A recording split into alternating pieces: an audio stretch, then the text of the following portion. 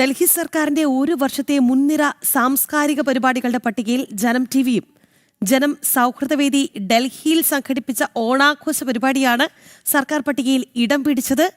ഇക്കഴിഞ്ഞ ഓണത്തിന് മുഖ്യമന്ത്രിയുടെ വസതിയിൽ വെച്ചാണ് ജനം ടിവിയും ജനം സൗഹൃദവേദിയും ഓണാഘോഷ പരിപാടി സംഘടിപ്പിച്ചത്.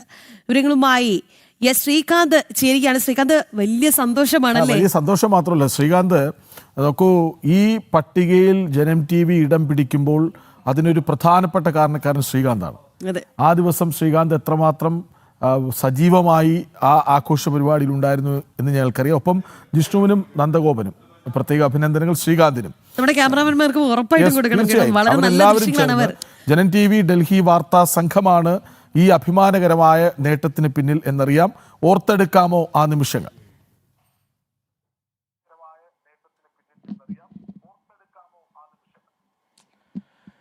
കൃഷ്ണരാജ്, രാഖി, ഇക്കഴിഞ്ഞ ഡൽഹിയിലെ ഓണാഘോഷം നമുക്ക് ജനം ടി വി കുടുംബത്തിന്, ജനം സൗഹൃദവേദി ഡൽഹി ടീമിന് മറക്കാനാവാത്തതാണ്. കാരണം ഡൽഹി മുഖ്യമന്ത്രിയുടെ വസതിയിലാണ് നമ്മൾ ഓണാഘോഷ പരിപാടി സംഘടിപ്പിച്ചത്. 27 വർഷത്തിന് ശേഷം BJP സർക്കാർ ഇവിടെ അധികാരത്തിൽ വരുമ്പോൾ അവിടുത്തെ മുഖ്യമന്ത്രിയുടെ വസതിയിലേക്ക് ജനം ടി വി സംഘത്തെ ഓണാഘോഷത്തിന് ക്ഷണിക്കുന്നു.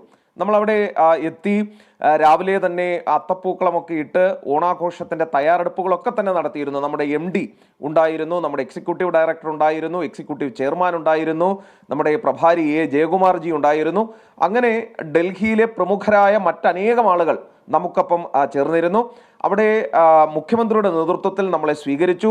അവർ നമ്മോടൊപ്പം ഈ പരിപാടിയിൽ എല്ലാ സമയത്തും നമ്മോടൊപ്പം നിന്നു. അതായത് അത്തപ്പൂക്കളം ഇടാനുണ്ടായിരുന്നു, തിരുവാതിര കളിക്കാനുണ്ടായിരുന്നു, വടം വലിക്കാനുണ്ടായിരുന്നു, നമ്മോടൊപ്പം ഭക്ഷണം വിളമ്പാൻ, നമുക്ക് സദ്യ വിളമ്പാനും നമുക്കൊപ്പം സദ്യ കഴിക്കാനും ഉണ്ടായിരുന്നു. അതായത് ഒരു തനി മലയാളിയെ പോലെ മുഖ്യമന്ത്രി നമുക്കൊപ്പം നിന്നു എന്നുള്ളതാണ് ആ പരിപാടിയുടെ ഏറ്റവും വലിയ വിജയം. അതിൻ്റെ ഒന്നാമത്തെ ക്രെഡിറ്റ് പോകുന്നത് ജനം സൗഹൃദവേദി ഡൽഹിയുടെ ചുമതലക്കാർക്കാണ്.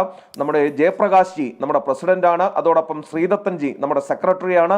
അങ്ങനെ നിരവധിയായ ആളുകൾ ഡൽഹിയിൽ തന്നെയുണ്ട്. അവരുടെ അക്ഷീണ പ്രയത്നം ഇതിന് പിന്നിലുണ്ട് എന്നത് നമുക്ക് വിസ്മരിക്കാനാകില്ല. രണ്ടാമത് ജനം ടീമാണ്. അതിൽ ജിഷ്ണു, നന്ദൻ, നമ്മുടെ ക്യാമറാമാൻമാരായ ഉണ്ണി, കൃഷ്ണകുമാർ ഉൾപ്പെടെയുള്ളവർ ഈ പരിപാടി വിജയകരമാക്കുന്നതിന് വേണ്ടി നന്നായി പ്രയത്നിച്ചു എന്നുള്ളത് കൂടി ഈ ഘട്ടത്തിൽ ഓർക്കണം. അങ്ങനെ ജനം ടി വിയും ജനം സൗഹൃദവേദിയും ഉൾപ്പെടുന്ന ടീം ഒന്നാകെ ഇറങ്ങിയതോടുകൂടിയാണ് നമുക്ക് ആ പരിപാടി വിജയിപ്പിക്കാൻ സാധിച്ചത്. അതോടൊപ്പം തന്നെ RSSന്റെ അഖില ഭാരതീയ സഹസമ്പർക്ക പ്രമുഖ് ഭരത് ഭൂഷൺ ജി, അദ്ദേഹത്തിന്റെ റോൾ നിർണായകമാണ്.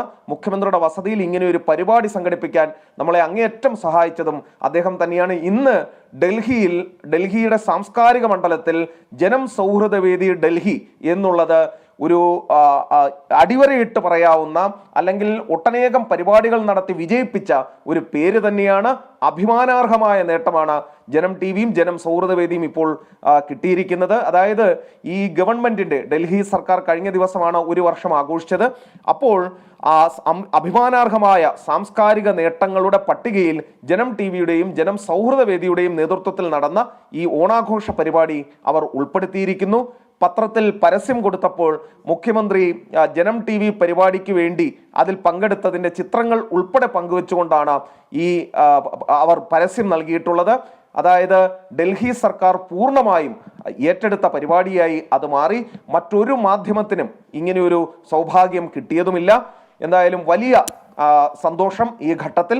എല്ലാവർക്കും, മുഴുവൻ ഡൽഹി മലയാളികൾക്കും ഈ സന്തോഷ ദിവസം, ഈ സന്തോഷം നമ്മൾ സമർപ്പിക്കുകയാണ്. തീർച്ചയായും ശ്രീകാന്ത്, എന്തായാലും നമ്മുടെ കമന്റ് ബോക്സിലും നിരവധി പേർ ശ്രീകാന്തിനെയും നന്ദഗോപനെയും ജിഷ്ണുവിനെയും നമ്മുടെ ക്യാമറ ടീമിനെയും ഡൽഹി ജനം ടീമിനെ ഒന്നടങ്കം അഭിനന്ദിച്ചിട്ടുണ്ട് എന്നുള്ളതാണ്. നിരവധി പേർ.